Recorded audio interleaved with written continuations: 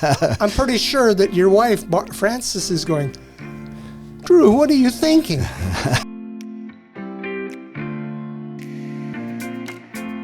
This episode of Bring Back the Porch, brought to you by Bernie Leahy, River Street Realty. Let's get you home.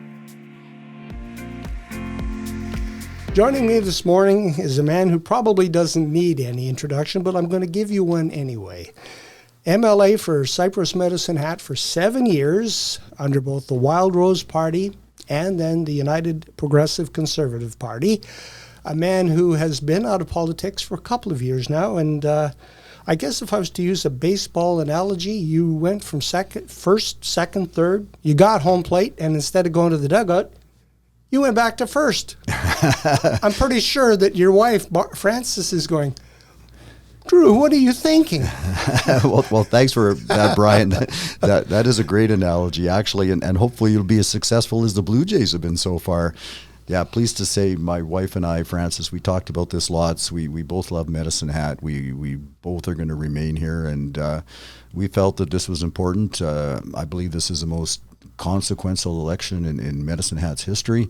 We're only a month away from it now, so I'm so pleased to have the support I have. I'm so pleased to have my wife and my family behind me, and we're working hard till October 20th. It is going to be an interesting election because we've already seen several candidates come forward. Sometimes we don't even get two or three, and this is going to be a multi-horse race, so to speak. So I don't know where all the maneuvering, the planning, the strategizing comes in, but you got your work cut out for you because there's several different options available for the voters. You're absolutely right. We sure do have our work cut out for us, and that's why we opened a campaign office beside McDonald's on Dunmore Road. That's why we've got hundreds of signs up already and lots of volunteers working hard. But Brian, we're hearing it everywhere. People are amazed at how dysfunctional this council's been for 4 years. They're amazed at the mayor and the council and the lack of financial discipline they've had with their budgeting the last 4 years. And I've had many say, this council wanted to be elected on transparency, consensus building, and team building, and it's chaos. They've gone backwards. They haven't even accomplished what they wanted to do. So you couple that with the lack of growth and opportunities in Medicine Hat we've had the last several years, while other Alberta cities, Red Deer, Grand Prairie, and Lethbridge are booming. Bow Island and Tabor are realizing significant growth right now, and Medicine Hat is not.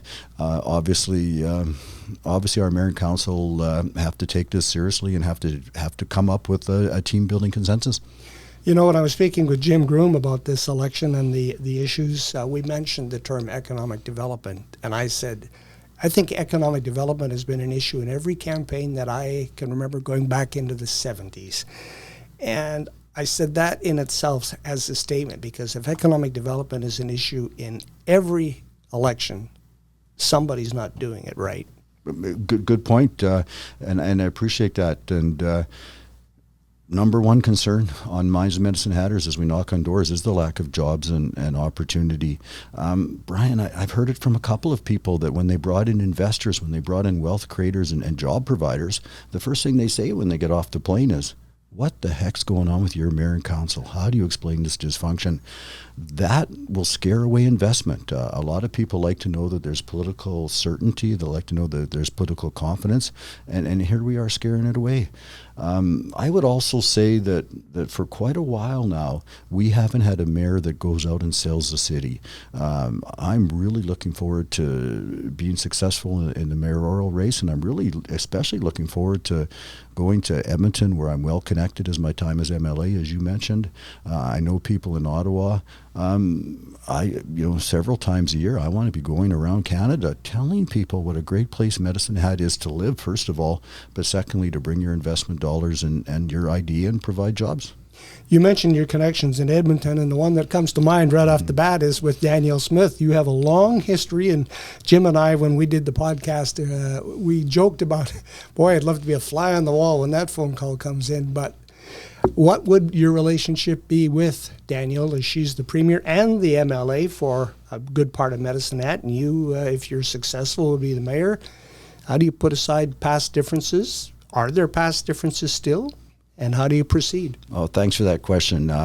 Danielle Smith, Premier Smith and I respect each other. There really are no issues outstanding. I think I need to be clear. I was asked by Premier Smith to be back into caucus. It was my decision not to go. I felt it was time to refocus on Medicine Hat. First of all, my wife and my family, and now I'm grateful to be running for mayor.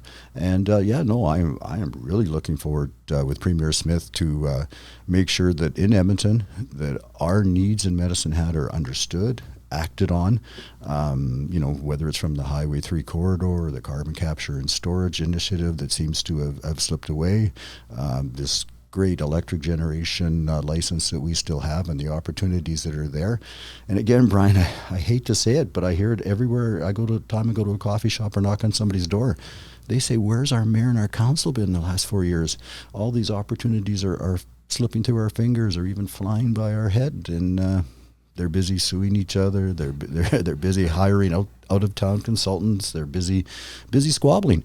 And with Premier Smith, I'm very, very confident that we will make Medicine Hat an even better place to be. So is that what dragged you back into the political arena? Was the fact that the last 4 years have been as they have been? Mostly, in all honesty, Brian, the last year and a half, I've probably had 100 Medicine Hatters stop me and say, please consider running for mayor. Look at the dysfunction, look at the lack of financial discipline. We need somebody in there that knows government, knows business, and loves Medicine Hat to make it happen. So that was the biggest thing. Secondly, once my wife agreed that it was somebody had to step forward, that was important. And thirdly, I love Medicine Hat. I like politics. I like people, especially Medicine Hatters. So it's just in the 3 weeks I've been out knocking on doors and campaigning, I've had a lot of fun and I've enjoyed it. And I've heard a lot of good ideas. The game of politics has changed dramatically in the last couple of years, and social media has played a big role in that. One of the things that I don't know if you watch what the comments are on social media, but some of them are unkind, where they call you, and I'll quote, a slumlord. Mm-hmm. How do you address that? I mean, how does that make you feel, first of all, when you see that? And then how do you answer when people call you that? Oh, well, first of all, I mean, people can say what they want. It means little. Secondly, I'm very, very pleased that I've been able to invest in Medicine Hat and invest some of my and my family's capital to provide affordable housing, good housing for a lot of people. So it means nothing. And a lot of times for the people doing it, it's a distraction. Yeah, I mean, we talked briefly about the ending of Chat TV and how that changes where people get reliable information that they can trust on. We're in this situation now where there's a lot of information out there, but how much can you trust and how much can you can't. So until somebody fills that void, so we know, you got to rely on your friends and your neighbors that you believe are being honest with you. That is part of why Bring Back the Porch is here. We want to provide reliable information to people so they can make up their own minds. We're not going to make up their minds for them. Exactly. That's the way it should be. That's the way it was in the past. I mean, I get it. There's an opportunity now. There's a void, and different people are jumping in. But one of the harms with all this rhetoric on social media, and especially all this negativity, is it is keeping good people away from the process. And to end this division, to start to focus on Medicine Hat, our families, our friends, we need people to be involved. We need good people to give whatever time they can and their ideas and work together. And I sometimes think that's why people put out that venomous talk and stuff, because they don't want other people involved, and shame on them if that's the case. We need to talk more about the things that unite us than divide us. Good way to say it. That's it exactly. Let's talk about some of the things. I've made a small list here, about 15 bullet points. That looks like a good list. Yeah, if you can read it upside down, you'll probably get an idea where we're going to go with this conversation, but in no particular order. Some things that are going to carry over to this next council is the MCC, the idea that perhaps we need to remove council from operating the utilities. It's a major company, $1 million corporation. Are these 8 people and the mayor ready and able to understand the nuances of the business, or is it better if we put it to an arm's length that is run by people who are in the business and then just report back to council? Yeah, well, thanks for that question. Once elected, once I can see all the confidential information and all the studies, I will have a clear decision of what to do. It's clear that this mayor and this council was unable to make a clear direction and a clear decision. It looked to me like the staff, we have a lot of great staff at the City of Medicine Hat. It looked like to me like the staff was just doing something and presenting ideas without direction from the mayor and the leadership. So at this point in time, Brian, our electric generation license is gold. The fact that we made, I think it was $300 million over the last couple of years generating and selling electricity on the grid is a fantastic opportunity. I believe reliable electricity, reliable energy is going to become the investment attraction of the future. Remember those couple of brownouts we almost had a couple winters ago? Well, if you bring your business to Medicine Hat, we can give you reliable electricity generation. That should be an advantage that no other Alberta municipality has.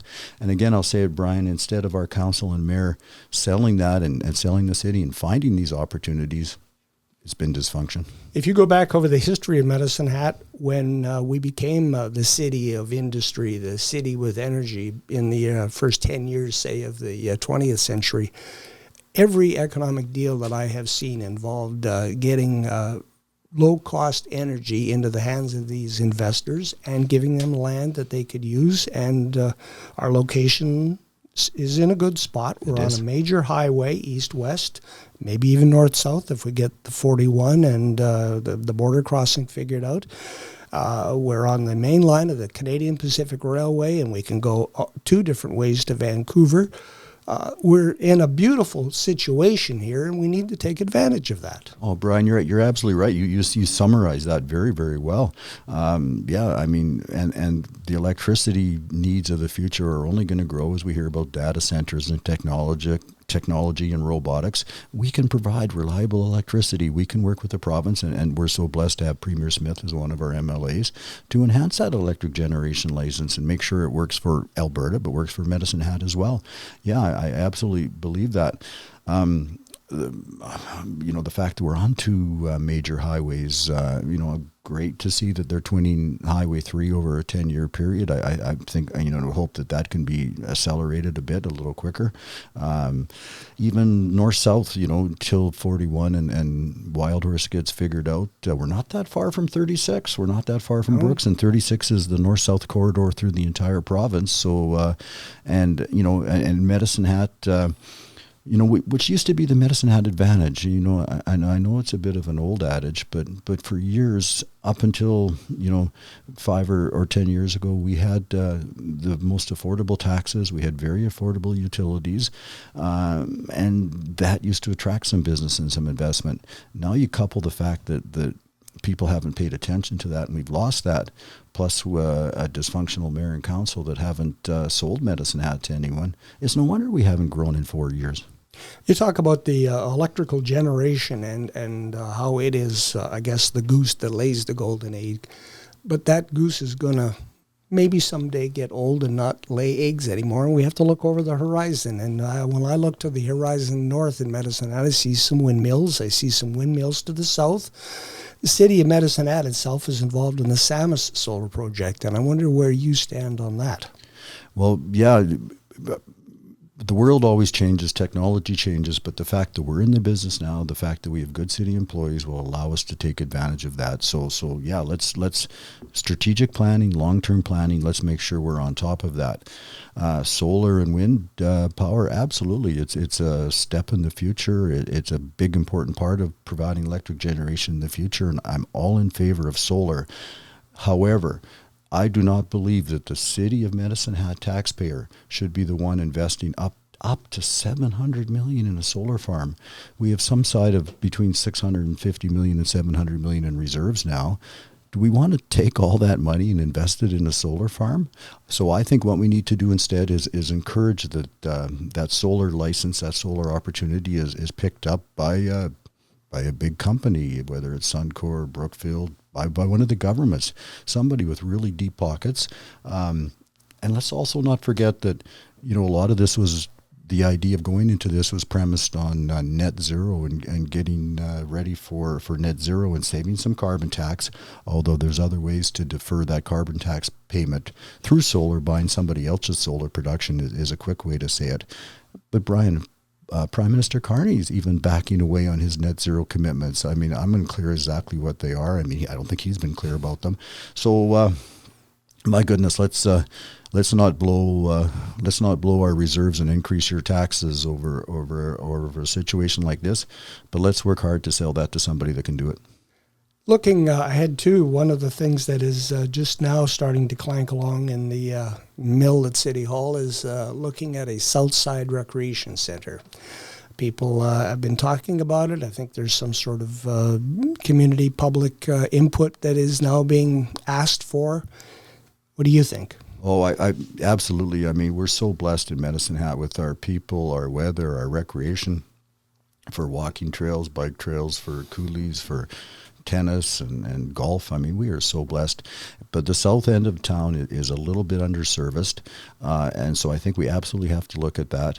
Once I'm, hopefully successful, I have the opportunity to look at everything. A Southside a Southside recreation idea will be of high importance.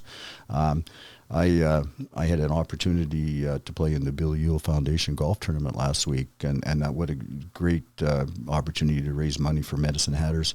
And one of the things we talked about was artificial ice on an outside arena somewhere, just for people to, the old days where you throw your stick and your skates over your shoulder and you walk down. Whether it's pickleball or tennis or lacrosse is pretty big in town.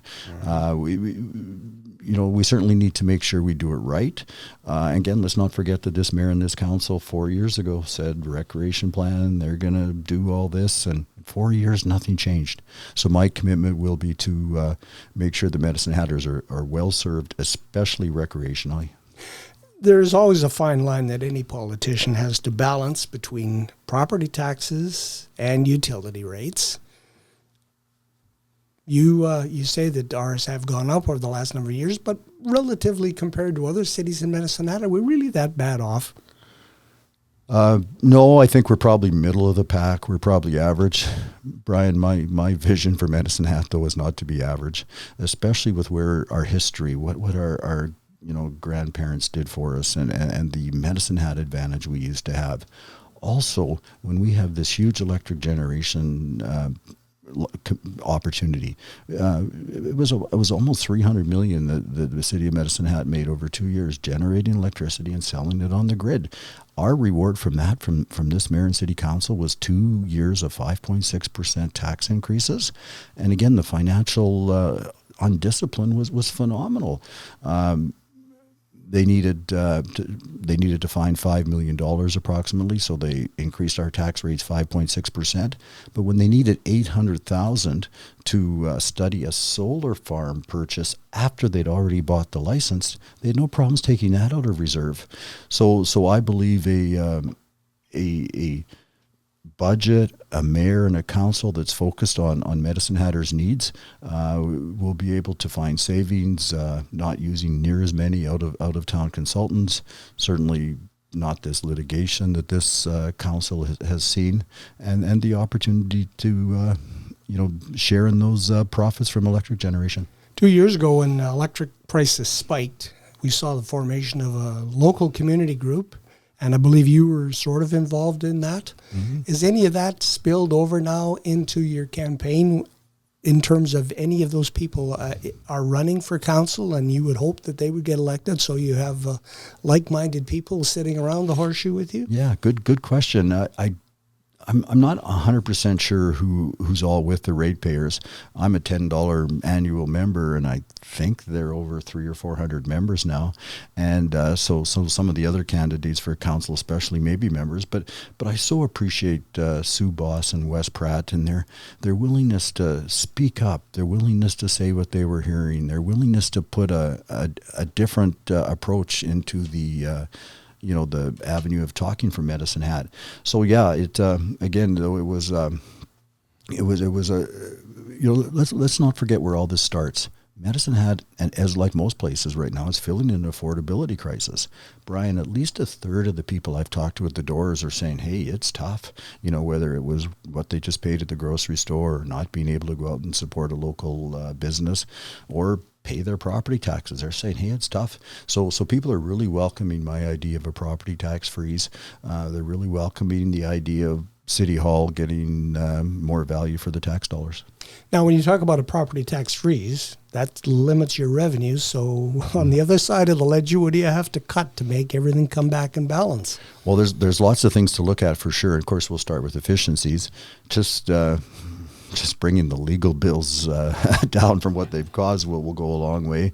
A lot of Medicine Hatters are appalled at how many out-of-city consultants have been hired and used. So there's huge savings in there.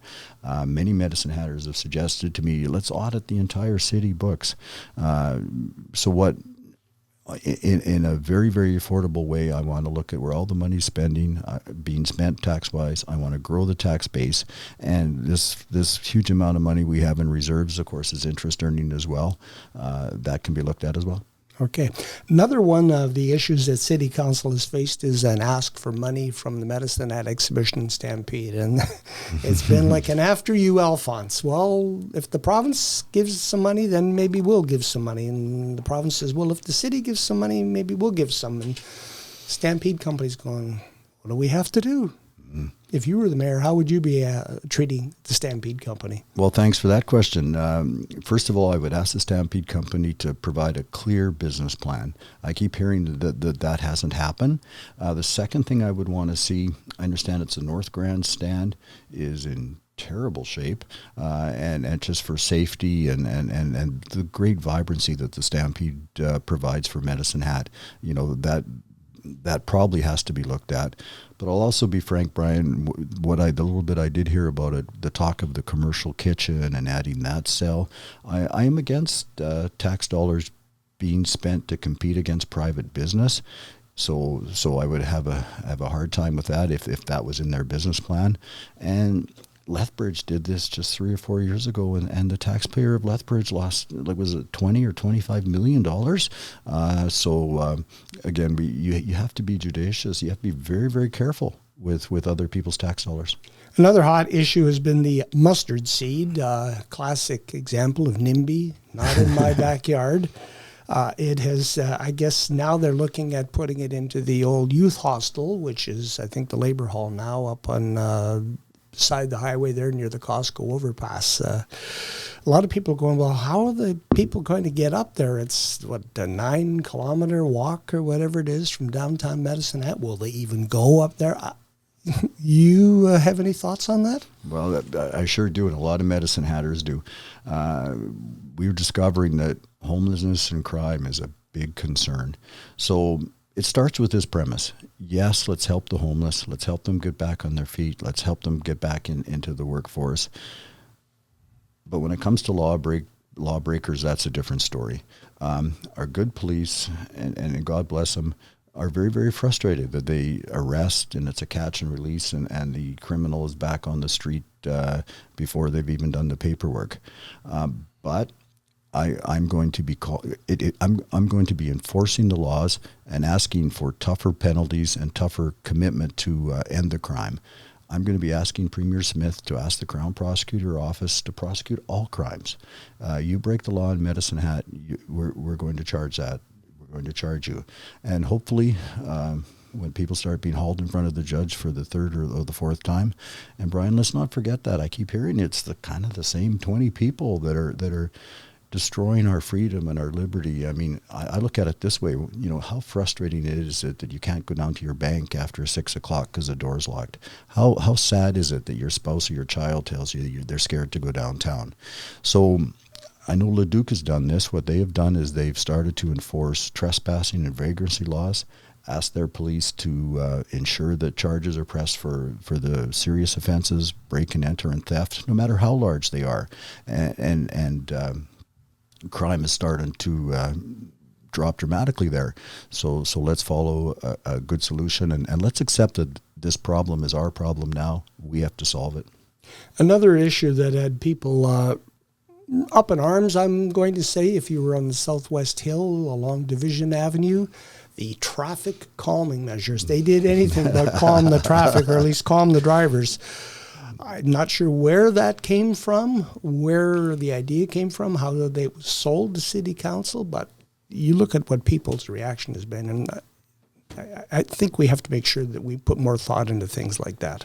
Oh, absolutely. You know, I on that road all the time, and when you have to, you know, when you can't turn right until the vehicle going the other way, you know, clears, you know, that's maybe okay when it's not slippery and slidey. But when you know, there's going to be a time when somebody's going to slide into that intersection, even just a couple feet, and that's going to be devastating. The fact that it's so narrow, the fact it was so expensive, again, it shows that the mayor and city council were one of two things. First of all, they were so caught up in whatever their issues were, they weren't paying attention to the municipal transportation plan. They certainly didn't collaborate and go out and talk to Medicine Hatters, because, you know, of the 1,000 people I've talked to in the last 3 weeks, it's at least 90% against what happened there. And even if it's just the cost that was spent. Brian, I think it comes back to when the mayor and the council adopted the strong town philosophy. I heard at that time from some of the councillors that they were against it. I have no idea how that got passed and got through. I think that cost Medicine Hatters $230,000 at that time. Maybe it's part and parcel of this philosophy. I don't know, but it's time to start from scratch. One of the catchphrases that we hear in another election campaign is the term transparency.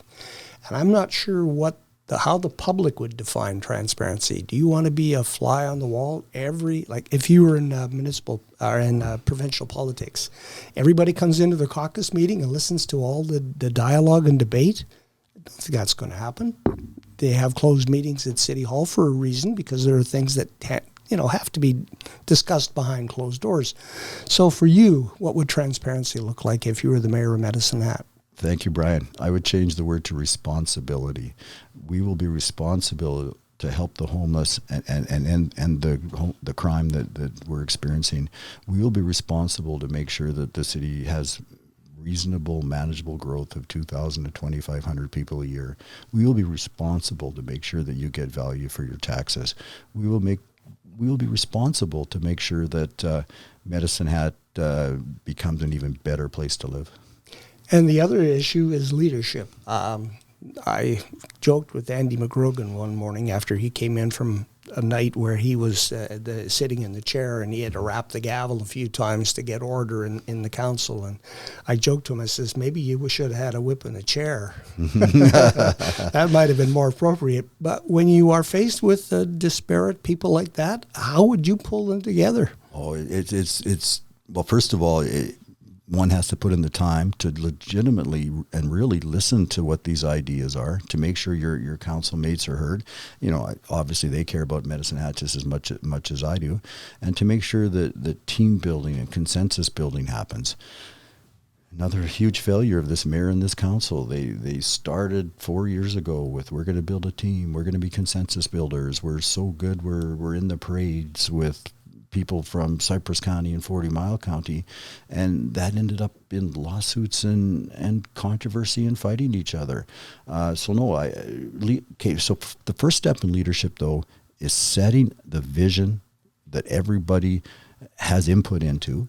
So the vision for Medicine Hat will become reasonable, manageable growth of 2,000, 2,500 people a year, so our kids and our grandkids can stay here. Value for all tax dollars. Bring back the Medicine Hat advantage of affordable utilities and low taxes, and make it again a safe place for you and your wife to go for a walk at 8 o'clock at night. One other question I wanted to ask, and this is not necessarily with the municipal campaign, but there is another event happening in our province, the sovereignty discussion. Mm-hmm. You have any thoughts on where we're going with that? We have two disparate groups walking towards a campaign. I think I saw something this morning where someone says, I think it was Jason Kenney said, if this ever does get to a vote, it's going to split up families. It almost sounds like he's thinking we're going to have a civil war in Alberta. I don't know, but you have the experience, and I just thought if there's anybody with an opinion, it would be Drew Barnes. Oh, thanks, Brian. I sure do. First of all, I'm a proud Albertan, a proud Canadian, and a proud Medicine Hatter. We, though, have to protect ourselves, and like Quebec, we have to learn to push for a fairer deal. And my starting point, it was in the mid-'70s. If it hadn't been for Peter Lougheed standing up to Pierre Elliott Trudeau, he would have nationalized our entire oil and gas industry. We'd have ended up like Venezuela years ago. So thank goodness Premier Lougheed stood up for us way back then. It's even deeper than that. Premier Brownlee for Alberta in 1930. Alberta didn't even own oil and gas resources until 1930, so our premier stood up for us then. So I totally disagree with what Jason Kenney said. I found myself on that side a lot. But no, I'm just grateful that in a respectful way, if Albertans and Medicine Hatters want to say, yeah, we're Canadian, but we're not getting treated as fairly as Quebec.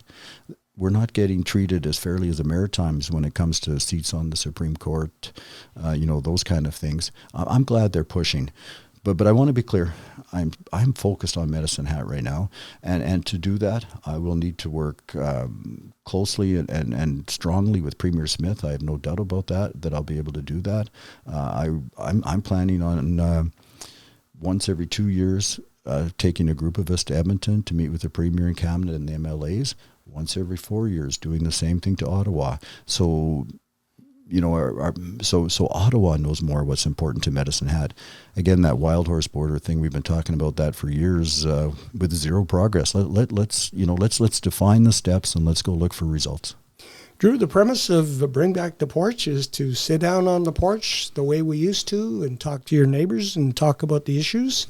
We don't have a door for you to knock on here, but I guess in virtual reality, you've been knocking on a lot of doors today, and I'd like to thank you for your time. Oh, Brian, I want to thank you and everyone from Bring Back the Porch. It's so good to see this initiative, and good luck with it. Thank you.